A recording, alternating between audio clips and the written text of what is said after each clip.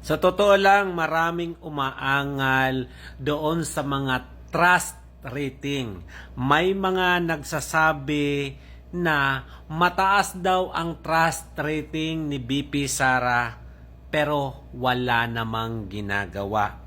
May mga survey naman na masyadong mataas yung trust rating ni BBM pero wala namang naipakitang nagawa para sa mga Pilipino. Ano ba yung totoo pagdating sa trust rating? Bakit nga ba kinakamayan ko dito si Senator Ping Lacson?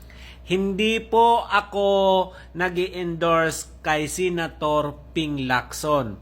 Pero mismo galing sa bibig na sinabi ni Senator Ping Lacson na malaki yung impact sa pagbaba ng trust rating, lalong-lalo na ng alyansa dahil sa ginawa ng administrasyong ito kay Tatay Digong.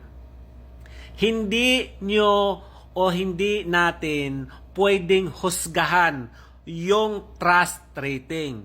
Pero mismong galing sa bibig ni Ping Lacson na lumagapak ang trust rating nila, humina lalo yung alyansa dahil sa nangyari kay Duterte. Unang-una, hindi nila nakuha yung tiwala ng mga OFW at lalong hindi nila makukuha yung tiwala ng mga Duterte supporter dahil itinuring na silang mga traidor.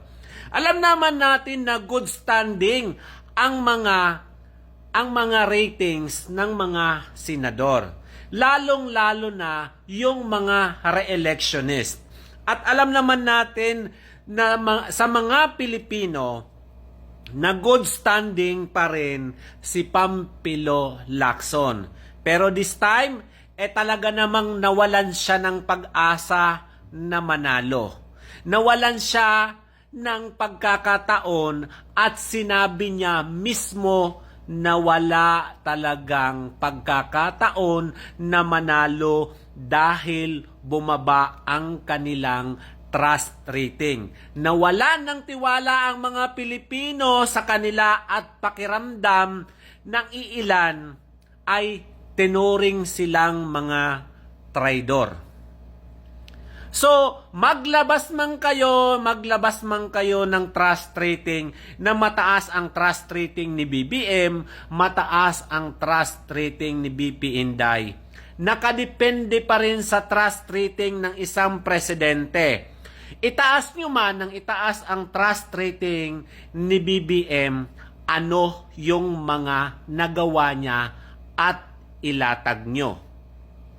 Si BP Inday, may trust rating man yan o wala, tandaan natin na vice president yan. Hindi naman yan chief architect. Hindi naman lahat ng proyekto, lahat ng kabinete ay pwedeng utusan ni BP Sara. Pero lahat yan ay kayang gawin ni BBM bilang presidente. Simula sa barangay tanod ay kayang utusan ni BBM. Pero si BP Inday ay limited lang ang access. Huwag niyong hanapan ng trust rating ang isang vice president dahil hindi naman yan chief architect. Pero si BBM, latagan natin ng trust rating at hanapan natin kung ano yung mga nagawa niya. Ang mga nagawa niya ay puro kapalpakan at hindi kapakinabangan ng mga Pilipino. Galing mismo kay Pampilo Lacson na bumaba ang tiwala ng mga Pilipino, lalong-lalo na sa alyansa dahil sa ginawa nila sa isang Duterte. Ito pala si Waray Laban.